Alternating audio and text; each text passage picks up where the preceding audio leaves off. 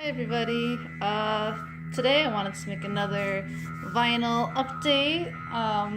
Few books, few cool things. I got a lot of really cool stuff yesterday.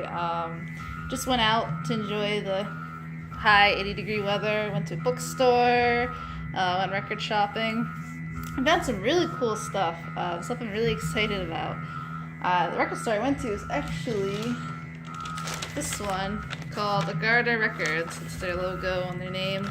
It's actually the bag they give you when you buy stuff. It's like really perfect for holding records. But yeah, really cool place. It's great for all kinds of new stuff, modern stuff, anything like. But also they get such a great catered, or I don't know, they really pick through and really put out really good old stuff and tons of classic stuff too. So if you're really into just that to your record collection, this place is really great. Yeah. So yeah, got some cool stuff, but I guess we could talk about what we're listening to. So this was actually a gift I got. It's a record I have been telling this person about for a while, and I had seen this record, and it was on the pricey side because it was new at the store, and they had actually gotten it for me at the store, which I was so excited. I've wanted this forever. This is a various comp called Cosmic Machine, the sequel, because there is two of these compilations. I actually don't know if there's more. I actually don't know about the first two, but this stuff is great. And yeah, a voyage across French cosmic and electronic avant-garde from the 70s to the 80s. But yeah, this is great stuff, and the packaging is just spectacular. But yeah, if you're into just electronic avant-garde music or just crazy 70s, 80s electronic stuff, this is right up your alley. It's so cool. Check out this big, nice gatefolds. Really great stuff. A lot of discussion about the music and the artists. So cool. And this art pretty much describes the music very well. And it came with this CD edition too. That's not even the best part. Wait till you see the vinyl. I mean, you might see it, the one that's on your thumbnail, but that's the CD. Again, suits the music really well. Drop the CD case, of course. The art in the back. Very cool. Let's talk about, both records look the same. But they came on this really cool, let's put this down, clear splatter stuff. Look at those labels. The vinyl is just very cool, wicked cool. So, let's see, what else did I get? This is great. This is another compilation of really excellent music. Let's see if I can do my really bad Japanese. It'd be Nippon Garusu. So yeah, Nippon Girls. This is a fantastic compilation by the really good label Big Beat, which I think they just do only 1960s, 1970s reissues of stuff. But yeah, this is a compilation of just really great funk rock, bossa nova type stuff from Japan from the 60s and early 70s. But I don't know if it's the recording of the actual record or the music, but it just sounds not aged at all. Very fresh, very new, very loud. It's so good. This is such a good record. I love all of these in the Nippon Girls series. It's so good. And it's on this red vinyl, but it's a very 60s Art Deco red. It looks like Bakelite. All the Bakelite beads and bowls you would find then. Which, if you see any, they're worth a little bit of money. People do collect Bakelite. I know this growing up in the antique world, trust me. But, yeah, this has almost a cloudy swirl to it too, if you look really close. But this is such cool stuff. I mean, it just sounds really great. The singers are fantastic. Let's check out the back. I mean, look at that aesthetic. Look at some of these records. Just so cool. Another great gatefold that talks about the music. It's kind of funny. When I was younger, I was like not into compilations. I always thought like comps were really not good. It was like, well, I would just listen to the album if I liked the song or the comp that came on from.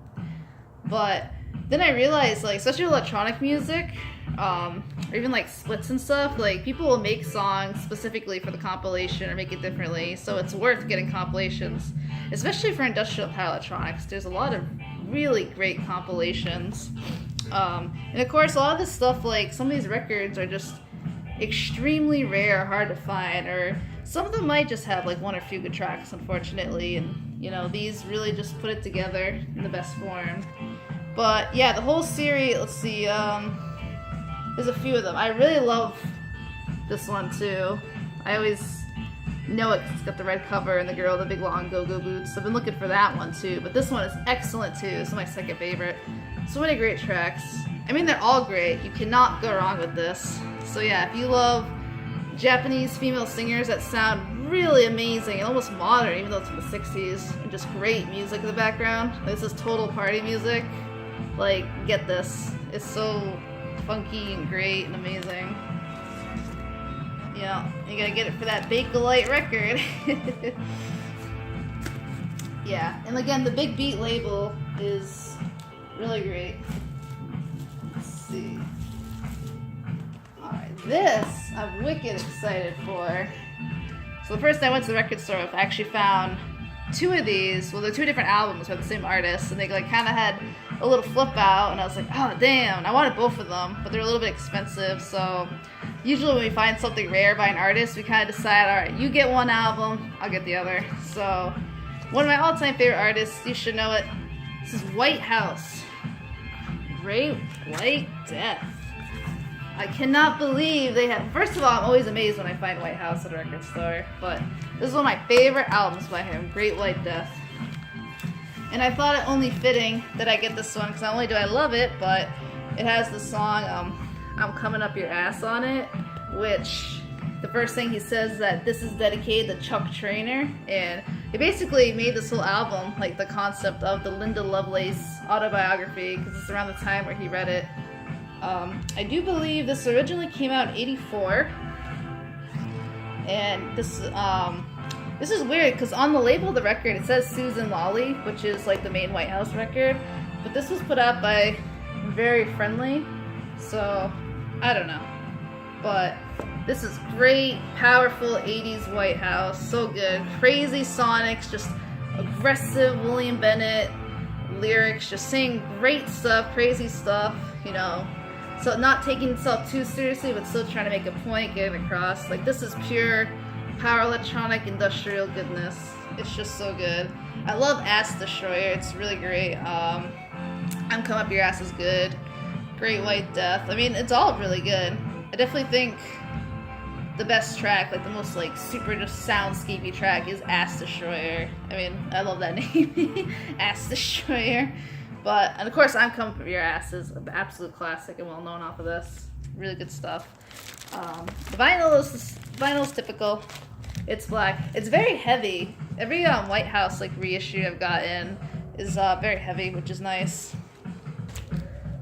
Not that it matters, you know, 180 grams, a bit of a meme, as I always say, but it's cool to feel a little bit heft to things. You get like a really light vinyl and you're like, ooh, I could snap this with my breath.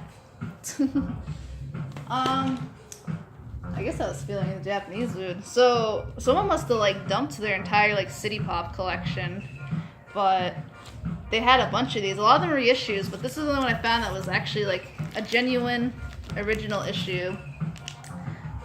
This is University Street. I don't know her name. It's off the top of my head. It's Takeuchi Mariya. And of course, it's an original RCA. This came out in '79. It's got my original Obi strip. You know, everybody gets, you know, all excited for it. It is cool, and of course, it's my favorite color. This is like pastel pink. You know, then in the katakana it says University Street. Yeah, this is just really well produced, well made, very cute, very fun, like kind of city pop. It's very like kind of like new disco, kind of fun stuff. Just really good, easy listening. I found a lot of city pop and of course all that genre, just a lot of like easy listening. Really nice, calm, cute female vocals. I mean, you pretty much you hear what you get with the cover. Let's see. Got the nice back cover. Very cute. I like the little hearts on the obi strip. I love that. But yeah, I also love like this kind of like blurry shots they have on the record art. It's very cool. But yeah, not much to say with this. I mean, if you know Japanese funk and city pop from around like the 70s, 80s, you know what you're getting into, and it's good stuff. Very, very well produced. But yeah, I got this for cheap, and it's cheaper than a lot of the reissues. This is an OG copy, so very, very cool. Okay, this one, some of you might know already, but it's usually a genre I don't listen to too much. I'm not really like a space rock, math rock type of person, but I like this because it's a bit more on the ambient and like shoegaze style, and I do like the vocals. They kind of definitely give me like that melancholic lo-fi folk. I don't know, kind of remind me of Phil Elverum. I don't know. This is of course Flying Saucer Attack. I mean, look at that cover. Like, you see that, you know you're getting into some like ambient drone type stuff. I wouldn't say it's quite that. There's definitely a lot of ambient-esque elements. But really like wall of sound, beautiful soundscapes. I'd honestly say this is more shoegazy than like space rock or math rock. I really like the vocals on here. Very soft, melancholic. Just they flow with like the music, like the ups and downs of the tune. His voice flows with it. It's just really great. Unfortunately, I did get this at a discount, but unfortunately, I had known by seeing other copies of this that there's like a decal that says Flying Saucer Attack, but someone didn't really take good care of this sleeve, and it's all like crumpled up and peeling off, sadly. I'm gonna tape it on, but there's like a bird poo stain. But yeah, like the artwork pretty much describes it is. And yes, this is the album Further. They have a few albums. And this is also a gatefold. Just a nice, really good shot of a desolate landscape.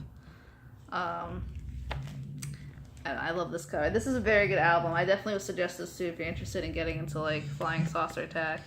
It's a good entry for like shoegaze too, if you don't want to like get into the full like wall of soundscape, because shoegaze is definitely hit or miss for me, but this is definitely one of the good ones with really great, just almost like folky vocals. So you have like the shoegaze and ambient like instrumentation with almost folkish vocals. It's really good stuff. Maybe that's all math rock. I don't know. It's not a genre I know too well, to be honest, because I'm not really a fan of everything I've heard, but this is good stuff. I definitely suggest it. Yes. And I think this came out in 94, and I don't know who put that. I want to say this came out on Domino Records. They're from England, right? This came out some Bristol label. I don't know everything, unfortunately. Okay, the last record I got to show you. This is actually the first record I found and put in my little pile, my little stack I carry around the record store. I've been looking at this forever, and it's like cheap, and I wonder why I've like never seen it in record stores until now. You'd think it'd be everywhere, but it's kind of not. But God, do I love this. Of course, this is Soft Cell's Nonstop Erotic Cabaret. Oh man. What to say about Soft Cell? Amazing, ahead of their time, just synthwave. Pretty much the epitome of amazing synthwave. You know, queer icons, very talented. I mean, Mark Almond, you know, let's see, Mark Almond, David Ball. I think David Ball did a lot of electronic like work on the album, and you know, Mark Almond does like the vocals. Just a great combination, great album. Yes, and of course this album has, you know, Tainted Love on it, Sex Dwarf, Chips on My Shoulder, like all the classics on here. But I think people they kind of think about, you know, Soft Cell, they think they're like a one-hit wonder, Tainted Love, which is not the case. Really excellent stuff. And if you're a fan of industrial, you should know about Soft Cell. Like, they were pretty much part of the scene themselves. In fact, David Wall's first album, I think it's called In Tempo, actually features a young John Balance on the cover. Look at the back. It's great. There's just something I love about early, high-energy, weird, synthwave stuff. It's just so good. And a lot of their instrumentation is like very crazy electronic stuff. Like I have the Tainted Love single, and it just goes on like abstract, like again almost industrial like soundscapes, electronic sounds, like just great stuff. Very like people know Soft Cell, but I feel like they're still underrated as a band and their work. Unless you're like in the know, then you love Soft Cell. But that's probably why it's hard to find this. I mean, it's not. I just haven't come across it on record stores, but there's tons of these copies up in Discogs for wicked cheap. I got this wicked cheap. It's worth anyone's collection. It is worth having. You know, instead of Fleetwood Mac's Rumors, everyone needs to have Soft Cell, Non-Stop Erotic Cabaret. This should be like the go-to indie standard. You know, the I just started vinyl starter pack. But I'm excited. I want to get all Soft Cell stuff and David Ball stuff. Of course. This is the original one. Just very, very cool. Alright. Well, that's it for the records. We did stop at a bookstore. I got a few things, as I usually do. Very cool. Let's see. This, one of my favorite series, and I really enjoy the English version too.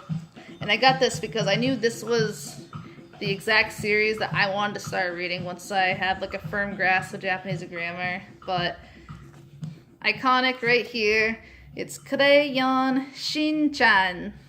Yeah, Shinchan.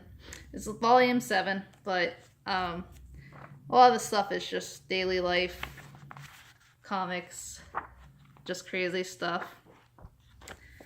Yeah, oh man, Shinchan. Oh, I think I gotta flip the record over. I will be right back. Alright. So, Crayon Shinchan, or just Shinchan, just follows the life of Shinchan and his dysfunctional family. That's basically it. Shinchan's kind of a wild little boy. He doesn't really obey his parents too well. Has his own prerogative, likes to run around naked and pee on things. But it's just funny, you know, and his mom is kind of nutsoid. His dad's a space cadet. It's just funny. And I really enjoy the English version of this. I think it ran on Adult Swim for a while in English. They basically adapted it as like they're kind of just like a white trash family and show the daily life. But that's basically what it pretty much is in Japanese too. It pretty much mirrors exactly what it is. Like instead of like the Japanese tropes, they kind of have like white trashy tropes. And I think the dub did a pretty good job just portraying everything, but like in an American version. It's great if you just love that whole dysfunctional thing, but also like realistic a little bit. And some kind of surrealness, like, you know, how Japan likes to do. Shinchan's great. I definitely suggest the dub or the Japanese. It's really fun. Of course, I gotta add to I'm always looking to fill my Mishima needs. This is, of course, After the Banquet. A lot of people really love this one. It's one of their favorites. This one has to do with like more like political nature and relationships between people, and like when they're involved in politics, their relationships. But it's really good and really just, of course, well written the way he can. I also like this translation or version has bigger text. I don't know. I'm not like super old, but I do appreciate really big text. If there's like a big version of a book, I'll get it because I just like reading big text. But yeah, I still have yet to find my absolute favorite Mishima book, which is Forbidden Colors. I love that novel. I just can't. It's like the only one I have not seen in any store, and I really want it. I checked it out from the library when I read it years ago, and it was like an old copy. It was like a big, thick hardcover, and I'm like, I want that, and I want that version of it. It's so good. Forbidden Colors is definitely my favorite Mishima. I should have mentioned it in the other video. And I feel like if you want to get into his work, you should definitely read that because it shows like how he can write lots of multiple characters.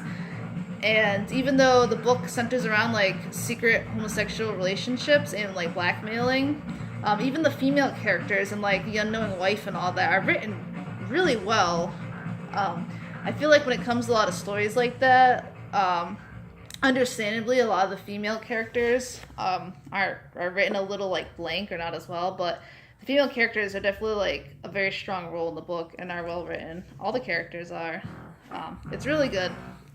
So yeah, Forbidden Color, and of course this is after the banquet, which I would definitely suggest as well. And of course, these. So speaking of the same people who bought these out, we actually found one of my holy grails of the book. It's that Research Industrial Handbook. We found it in really good condition. I could not believe we actually saw it at the bookstore. Unfortunately, they were asking way too much for it, and I really wanted to get it. I just couldn't justify it. I'm like, ugh. So that's unfortunate. But speaking of Research, I found these. These are something I've been looking for a while. They've put out a few erotic novel reissues. So you can see the Research right there. Basically, if you ever see any of these, like on any topic or like version of it, I would suggest getting it because they're just always so interesting and awesome. They're like the ultimate well-made, edgy, modern zines. I don't even know. This is the Confessions of Wanda von Sacher-Masoch by the wife of Leopold von Sacher-Masoch, the author of Venus in Furs. And I'm definitely not pronouncing that right. First English translation. And look at that back picture. It's a fantastic back picture. And it's got tons of like really great images too. Big text. Like they did a great job with all of these. And of course, this is one I've been looking for a while, any version of it, but of course they put out The Torture Garden, which is absolute classic and staple of vintage erotica. By Octave Mirval. And just like great picture, great artwork, like just very cool stuff. Some of these have like underlined words. Like I'm wondering what this person like underlined in some of this book. Like were they doing like a report or something?